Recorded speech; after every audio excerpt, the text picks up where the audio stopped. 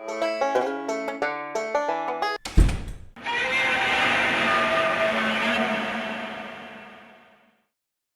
everybody, Yankee here.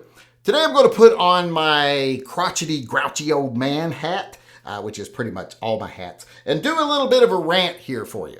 Because I want to respond to something someone said in my comment section yesterday that just kind of set me off, because it never ceases to amaze me how, ignorant some people could be, for lack of a better word.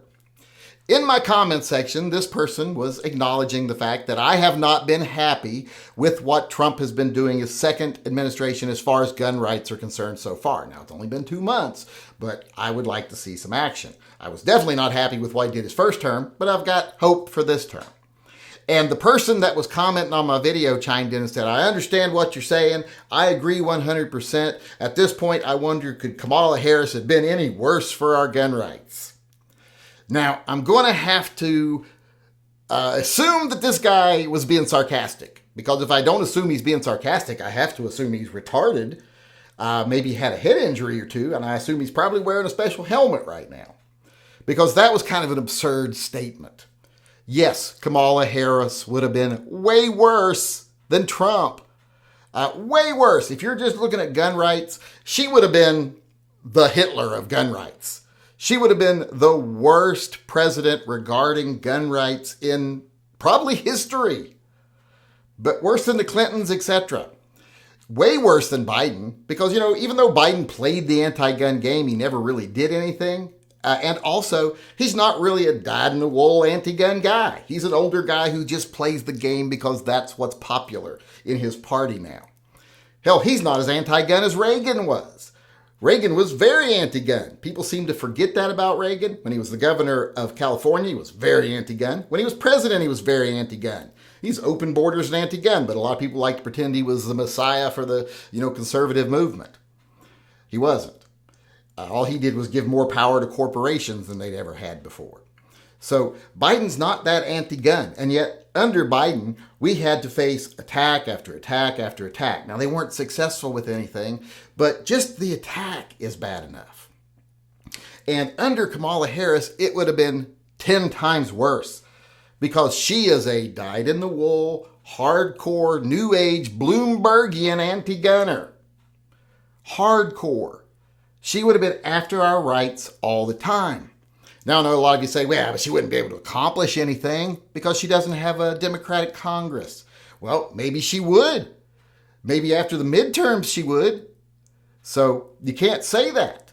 So it could be bad. And even if she didn't, the attacks themselves are enough. Constantly hearing it, seeing it, being bombarded with it, how we're going to take your rights away, guns are evil, and anyone who supports the Second Amendment's a monster or a Nazi. 4 years of that.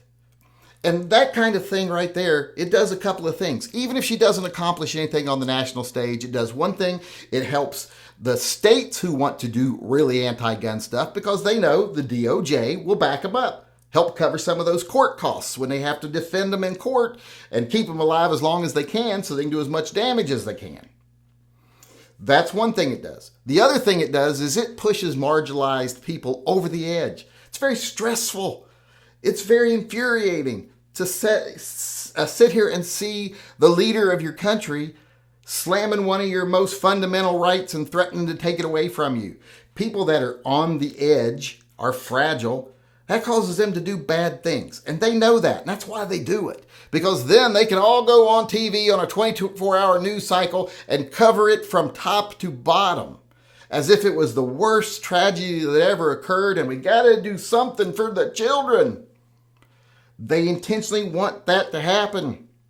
So 4 years of that would have been horrible. So make no mistake, yes, I'm not happy with what Donald Trump's done so far, but at least I have hope for him.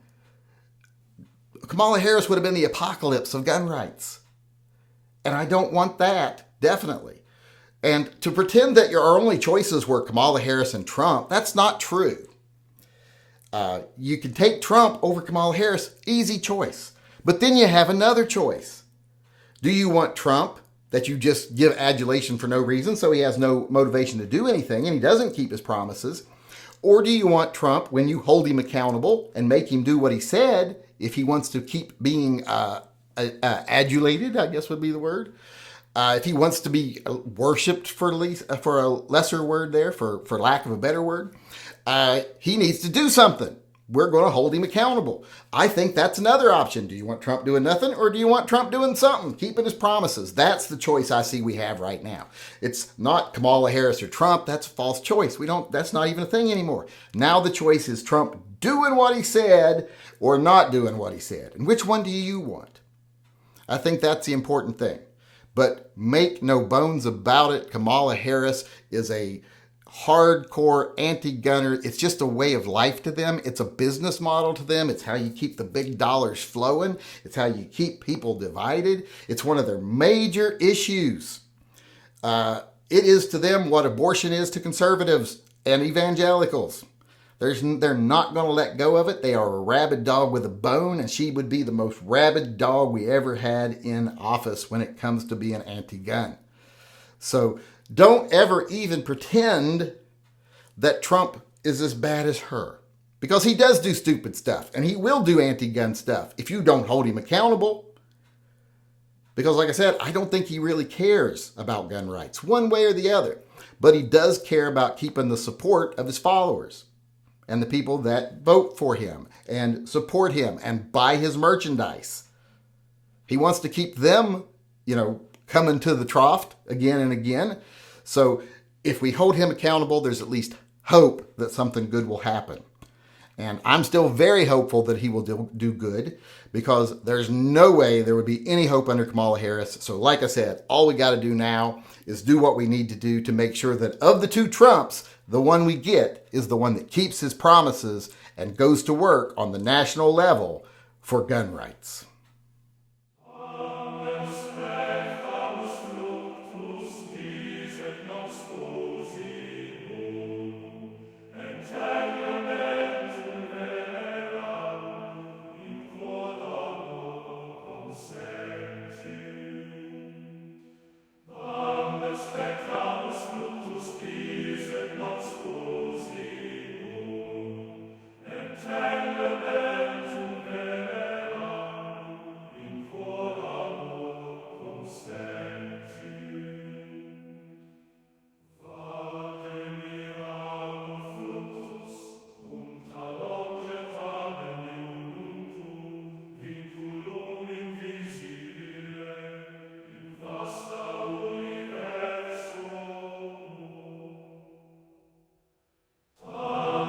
Spectamus fructus dies et non sposi